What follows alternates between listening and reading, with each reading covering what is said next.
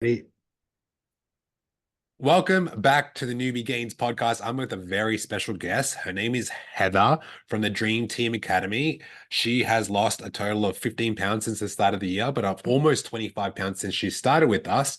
Heather, welcome to the podcast. Thank you. Hi Okay. guys. Yeah, Let's go. let's freaking do this. You Well, all, you all, you all know who I am. All of you pretty much know who I am. yes. So For those that don't know, Heather, because this is um, getting live streamed, not just to my YouTube, but to my podcast, okay. and there's a lot of hundreds and thousands of listeners. Can you tell them, like, what do you do for work, and tell them about your family life? Tell us a little bit more about you. Okay. So I work I'm a manager of a home care agency. So they go out and take care of the elderly, and I manage I'd say about 100 home health aides. So they're pretty much all under me. And we have about 300 clients, and that's what I do for work. I have three grown boys that all left the house, which I'm really sad about. So Yeah. if you ever turn into an empty nester, that's what happens. You do get sad, believe me, guys, you do. You know what's funny? My mom has three boys and well, no, four boys. Yeah, And the little my little brother who's 23, like he's still living with my mom. And I think my mom like slowly is like doesn't want to let him go, although she knows it's ticking. yeah, So it's true. You I do. can Yeah, see. but Well, thank you so much for sharing, Heather. Can you share with us what motivated you to start your health and fitness journey with us, and how did you stay committed to reaching your goals? okay. So how I started, I love exercise. So I joined up a lot of group exercises, and it was called Orange Theory back when I did it. And that got me into liking exercise. But this one coach, she was always so muscular. And I said, I pulled her aside one day and I said, "You got this body from doing this?" And she pulls me aside and she says, "No, honey, you got to go lift." She says, this is just cardio. It was like a boot camp. You're doing all those boot camp, just pretty much cardio. You have the strength training part of it, but it's all fast and it's pretty much like a boot camp. And she goes, "No, if you want this type of body, you got to go lift." And I said, "Okay." So that's how it started. I was really just, we all did it. We Googled exercises. I joined Planet Fitness. I said, "Okay, let me get in here." And I didn't know what I was doing. And you came across my Instagram and I followed you for a little bit. And then one day you were advertising, I think it was the beach body or bikini body or something. And I said, "Let me just see what this is about." And I did. And I said, "Oh, you were reasonable." And I was like, "Oh, I can do this." And then I loved how you guys gave me the whole package. I wasn't new to exercise. I knew pretty much form and everything. I just did not know the machine. So like lat pull downs were all new for me. All those machines were just totally new. And Mm, that's how I started. Yeah. yes, So and I that's remember. part of it. For those that don't know, we have a segment in the Dream Team Academy called Fix Your Form. And I remember you showcasing some of the exercises when you first started. And I thought to myself, she looks like she's been lifting for a while. Now, there's some Yeah. technique cues that we can support you on, but you looked Yeah. kind of confident when you were in the gym. Um, Yes. so do you believe that comes from a place of like just this enthusiasm you have, or did it something that it was built throughout the journey with us?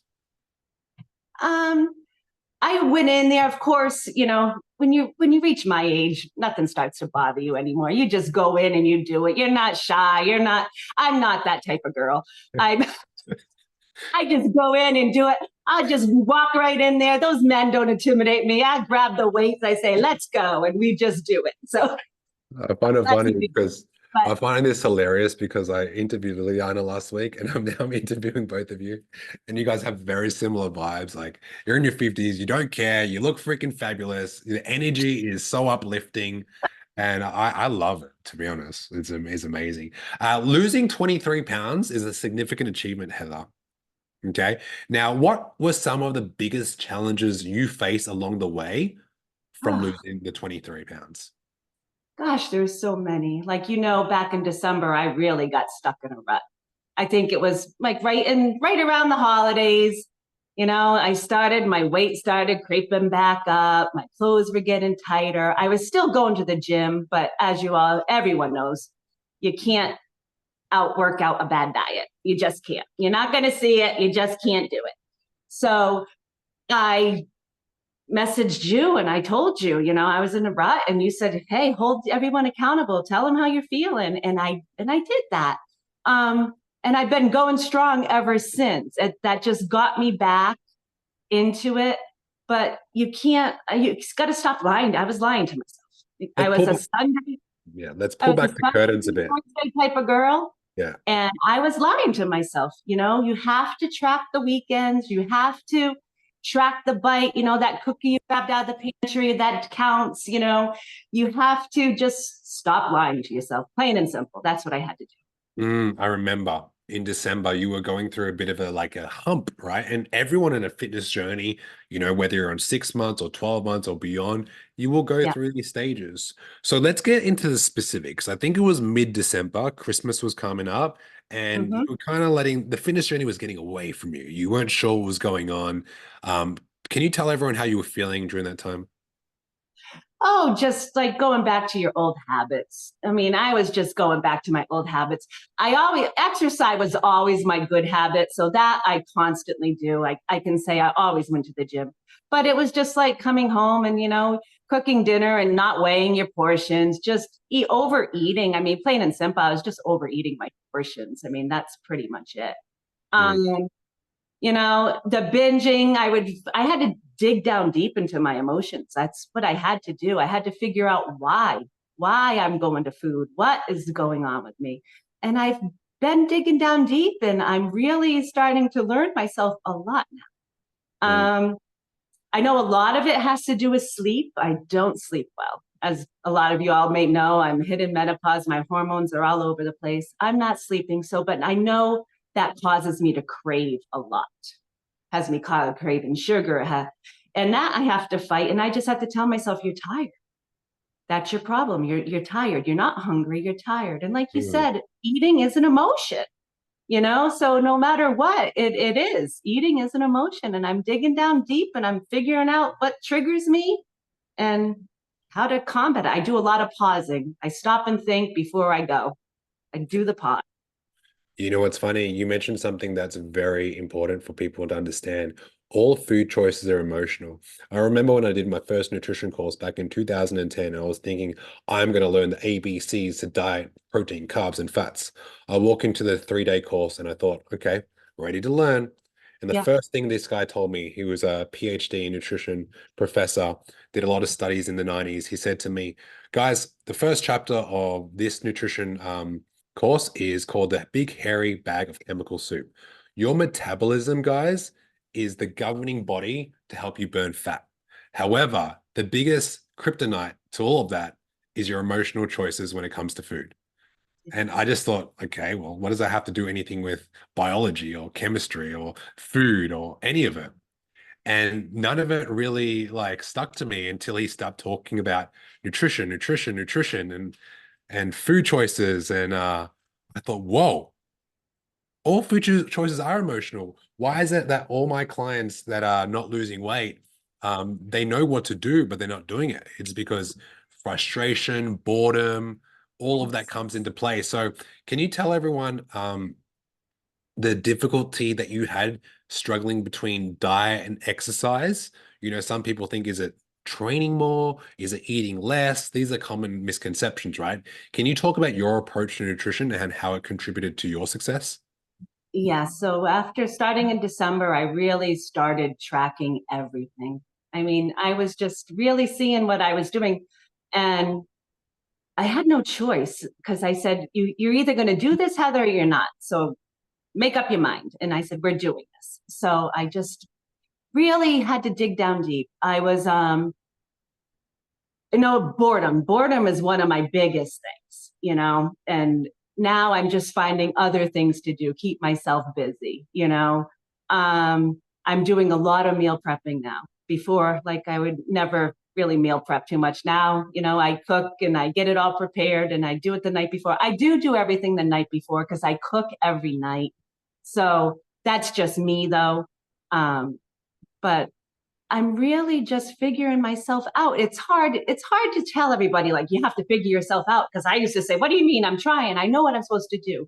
But then once you do figure it out, it comes pretty easy. Mm. and you just go. But I'm definitely not a Liliana with my macros. She is really good.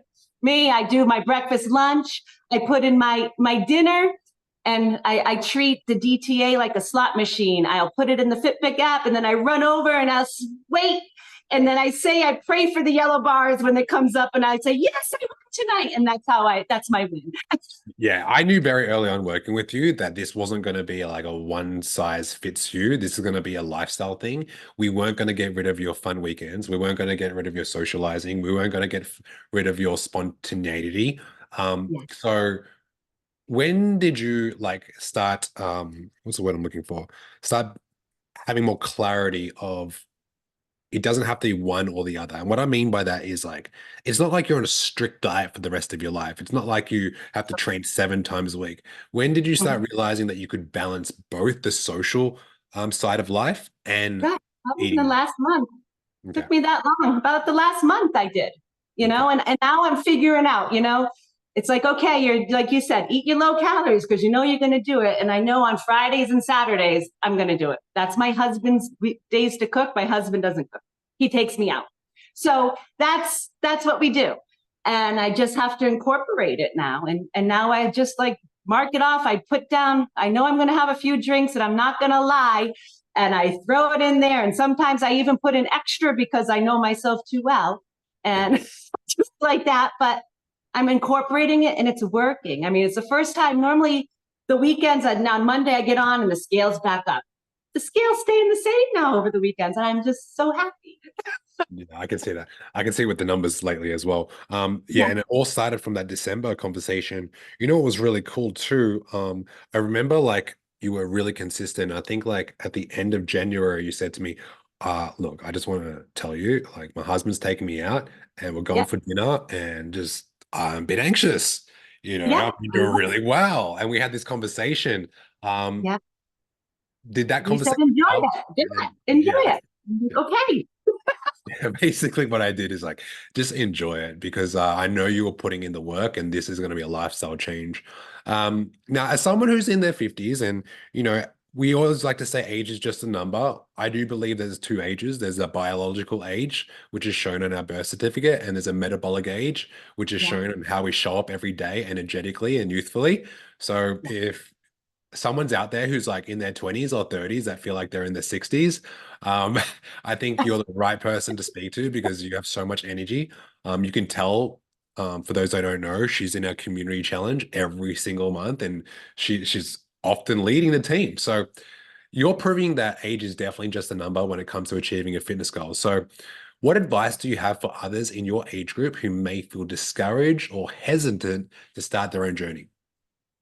Don't be afraid. Get in there, grab those weights, lift heavy. When I go into the gym now, those baby plates, I throw those on. And, even though they're only 2.5, but that time I lifted heavier. I said, you're at 200. Don't be afraid. Every day I try. And really now lately, I have been pushing myself to failure. So now I really know what failure means. I mean, when you're struggling and shaking to get that last dumbbell up, that's where I go to now. Um, just don't be afraid. Just start. And you got to remember it's a lifestyle. And I think I've been here a year. It's been taking me, 23 pounds for a year. I mean, it doesn't happen overnight, guys. Yeah. And it's not going to happen overnight. Mm. Building muscle takes so much time. And I remember the scale used to scare me. And now I just let it, I just leave it. But yes, it's nice when it starts rewarding you. It is nice. I'm not going to lie about that. But Mhm. if it doesn't reward you, that's when you go, oh. But Yeah. yeah, Okay. Being an inspiration in our community is super powerful, and you're one of those inspos. How does it feel to know that your journey is motivating others? Like I'll get a lot of DMs from some clients talking about I do a check-in process, Heather, as you know, and a lot of my next level students often say you're one of their biggest inspirations. How does it know that you're inspiring people along the way as well? that just makes me so happy, because they're inspiring me if they don't think they are, but they are, every single one of them. Like I watch, and I just get so motivated. And I just want to let them know I'm genuine. I'm real. I am honestly out there encouraging you all. And thank you so much. I mean, it means a lot to me. It Mm. honestly, from the bottom of my heart, it does. Yes, and I just had this question pop up in my head. And I'm just curious. You have this positive vibe about you that where do you get that from? And if you do work on this mindset of yours, like do you have any rituals that create this like this entertaining, positive vibrancy? Maybe, but I guess ever since I was younger, it's just been me. I mean, I'm me because you have to be nice today. Kindness in this world is so important. There's too much negative out there. I walk in and I could be dealing with these coworkers at work, and I just put a smile on their face. They could be having the worst day, and I'm like, hey, we all get there. Let's do this.